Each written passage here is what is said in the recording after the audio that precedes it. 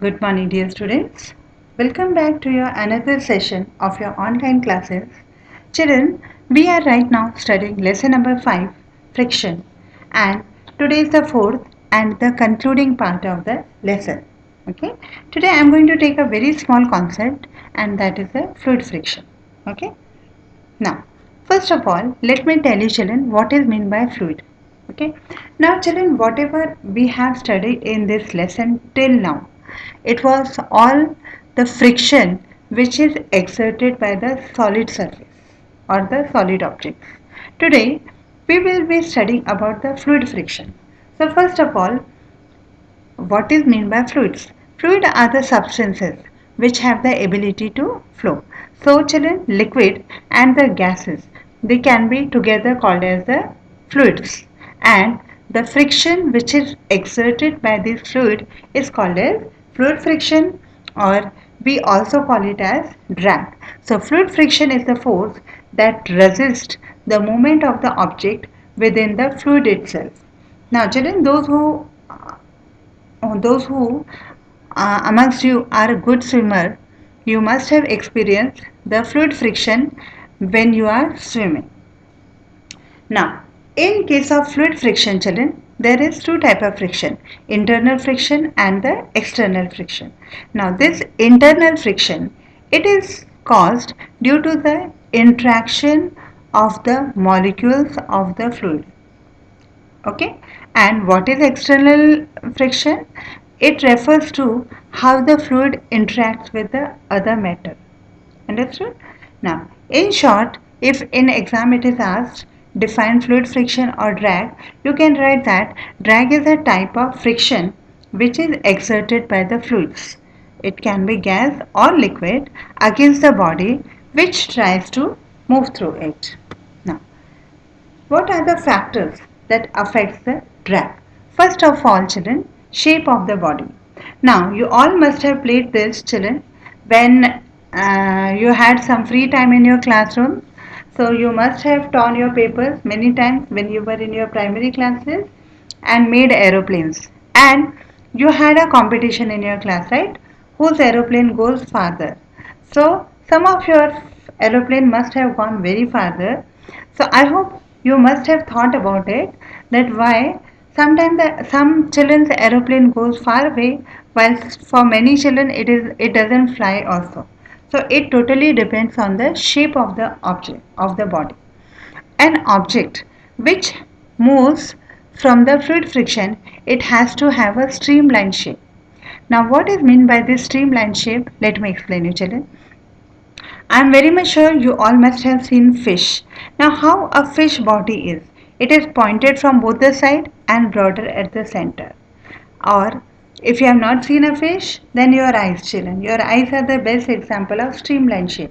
Your eyes are pointed at the corner and they are broader in the center. So such a shape is called a streamline shape.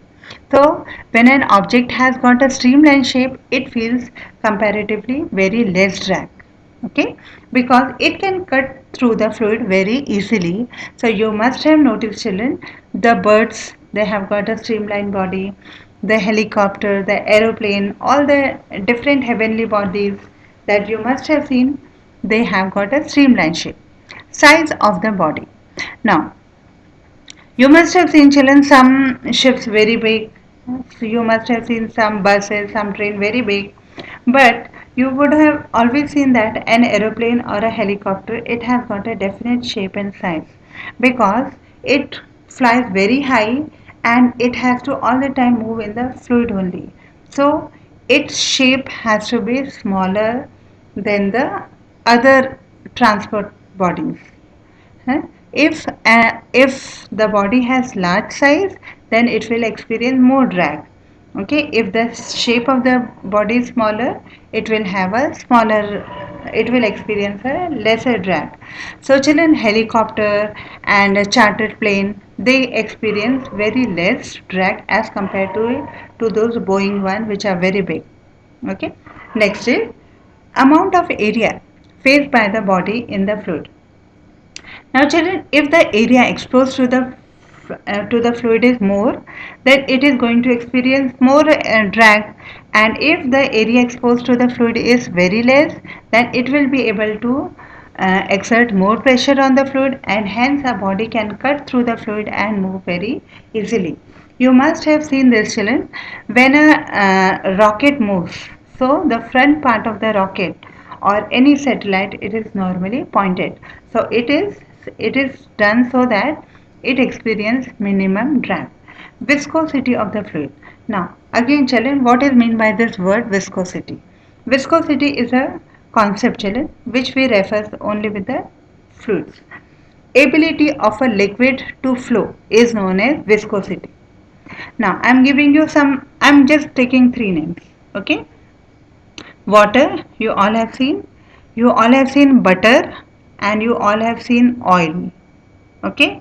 One more, honey, you can say. Okay. Four examples I'm taking. Again, I'm saying the names, children. Water, honey, then oil and butter. Out of these four, which will flow very easily and which will take maximum time to flow? Okay. So this ability of the fluid to flow is known as viscosity. So more viscous is the fluid, it will offer more drag. Less is the viscosity, it will offer less drag. So children, butter has got the maximum viscosity while water has got the minimum viscosity. Speed of the body. Less the speed, less will be the drag. More is the speed and more will be the drag. Some of the examples are, children, air resistance is an example of fluid friction which is caused by the particles that make up the air. Lubricants that are used in the hinges. Now, what are hinges? I am sure you must be knowing this, children. Look at the door of your home and you will find that the door is attached to the main frame with the help of special instrument, I can say, which opens only in one direction, and they are called as hinges. Many times during the rainy season, these hinges they make noise, and I told you that we normally use coconut oil in our home, and which helps to reduce the friction. Water flowing through a tube. Its speed is minimum where water is in contact, and the maximum where it will be in less contact. So speed of the water when it is moving through the tube, maximum will be in the center and less will be on the outer side. Viscosity of honey is another example of fluid friction. Children, first picture you can see is a picture of a submarine. Submarine movies, many movies related to submarines you all must have seen, children. And submarines they are found in water. They are means special uh, military or military vehicles which move very deep in the sea, and they have got a special, beautiful shape, just like the fish I've shown here. And this shape is called, children, streamlined shape, so that it can move very easily in the water and it experiences less fluid friction. Okay. Now aeroplane, look at the shape, it is pointed, so that it experience less fluid friction. You can see a beautiful fish. Okay. And it also has got a typical shape pointed at the two ends and broader at the same center. Such a shape is called as a streamline shape, children. And children, this you must have seen, children, many times when you look at the sky, and just in fraction of second you feel that something has fallen down. So they are nothing but the meteorites, and this is a picture which is showing the same.